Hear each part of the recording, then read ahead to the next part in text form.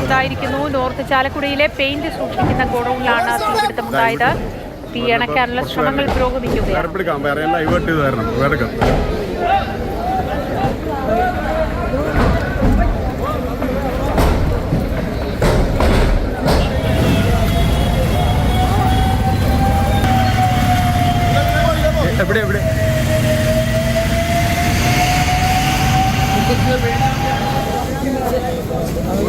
ലിഷോയ് ചേർന്നു വിശദാംശങ്ങളുമായി.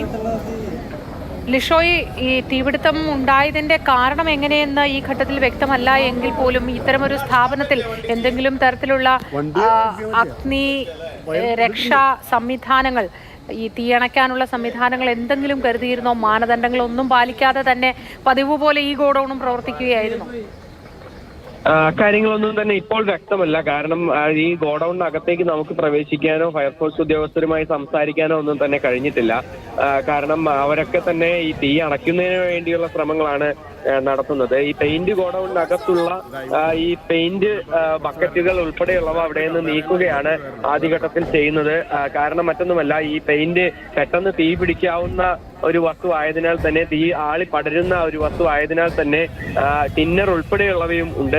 അതുകൊണ്ട് തന്നെ ആദ്യഘട്ടത്തിൽ അവയൊക്കെ തന്നെ അവിടെ നിന്ന് എടുത്തു മാറ്റുക, അതിനോടൊപ്പം തന്നെ തീ അണയ്ക്കുക, ഈ രണ്ട് കാര്യങ്ങളാണ് പ്രധാനമായും ചെയ്യുന്നത്. അതിനുശേഷമായിരിക്കും ഇതിന്റെ ഒരു എന്തുകൊണ്ടാണ് തീപിടുത്തം ഉണ്ടായത്, അതിനോടൊപ്പം തന്നെ ഈ തീപിടുത്തത്തിന് നിയന്ത്രിക്കുന്നതിന് വേണ്ടിയുള്ള സുരക്ഷാ ക്രമീകരണങ്ങളൊക്കെ അവിടെ ഉണ്ടായിരുന്നു എന്നുൾപ്പെടെയുള്ള കാര്യങ്ങളൊക്കെ തന്നെ അതിനുശേഷം മാത്രമേ പരിശോധിക്കാൻ കഴിയുകയുള്ളൂ. എന്തായാലും നിലവിലത്തെ സാഹചര്യത്തിൽ ആളപായമില്ല എന്നുള്ളത് ആശ്വാസകരമാണ്. പക്ഷേ കൂടുതൽ കടകൾക്ക് നാശനഷ്ടം ഉണ്ടാകുമോ എന്നൊരു ആശങ്കയാണ്.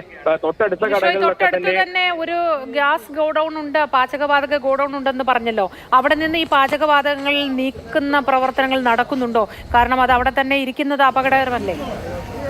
അതായത് ഇത് അതേ ഈ കെട്ടിടത്തിനകത്ത് തന്നെയല്ല, തൊട്ടടുത്ത ഒരു കോമ്പൗണ്ടിലാണ് ആ പാചകവാതക ഗോഡൌൺ ഉള്ളത്. അതുകൊണ്ട് തന്നെ പെട്ടെന്ന് അങ്ങോട്ടേക്കൊരു തീ പടരാനായുള്ള സാധ്യത ഉണ്ടാകില്ല. പക്ഷെ അതേസമയം തന്നെ അങ്ങനെ ഏതെങ്കിലും തരത്തിൽ തീ പടരാതിരിക്കുന്നതിന് വേണ്ടിയുള്ള ഒരു ക്രമീകരണങ്ങൾ അത് ഫയർഫോഴ്സിന്റെ ഭാഗത്തു നിന്ന് നടക്കുന്നുണ്ട്. കാരണം മറ്റൊന്നുമല്ല, ഈ തീ മറ്റ് ഇടങ്ങളിലേക്ക് പടർന്ന് പിടിക്കാതിരിക്കുക എന്നുള്ളതാണ് അതിനു വേണ്ടി ചെയ്യാൻ കഴിയുന്ന ഒരു കാര്യം. അതാണ് ഇപ്പോൾ ചെയ്യുന്നത്. കൂടാതെ ഇതൊരു ഉള്ളിലേക്ക് കടന്നിട്ടുള്ള ഒരു ഗോഡൌൺ ആയതിനാൽ തന്നെ, അതായത് ഒരുപാട് കെട്ടിടങ്ങൾ, ഒരുപാട് കടകൾ എന്നിവയൊക്കെ തന്നെ ഉള്ള ഒരു പ്രദേശത്താണ് ഈ ഒരു തീപിടുത്തം നിലവിലുണ്ടായിരിക്കുന്നത്. അതാണ് ഏറ്റവും വലിയൊരു ആശങ്ക എന്ന് പറയുന്നത്. കെട്ടിടങ്ങളൊക്കെ തിങ്ങി ഞെരുങ്ങിയ ഒരു സ്ഥലത്താണ് ഈ ഗോഡൌൺ ഉള്ളത്. മാത്രമല്ല, പെയിന്റ് പോലെയുള്ള പദാർത്ഥങ്ങൾ കത്തുമ്പോൾ ഉണ്ടാകുന്ന പുക അത് വലിയ ബുദ്ധിമുട്ടുണ്ടാക്കും. കുറച്ച് സമയത്തേക്ക് എല്ലാവർക്കും ബുദ്ധിമുട്ടുണ്ടാക്കും. അങ്ങനെ ഏതെങ്കിലും തരത്തിൽ ശ്വാസ തടസ്സമോ മറ്റോ ഉണ്ടെങ്കിൽ എത്രയും പെട്ടെന്ന് വൈദ്യസഹായം തേടേണ്ടതുമാണ്.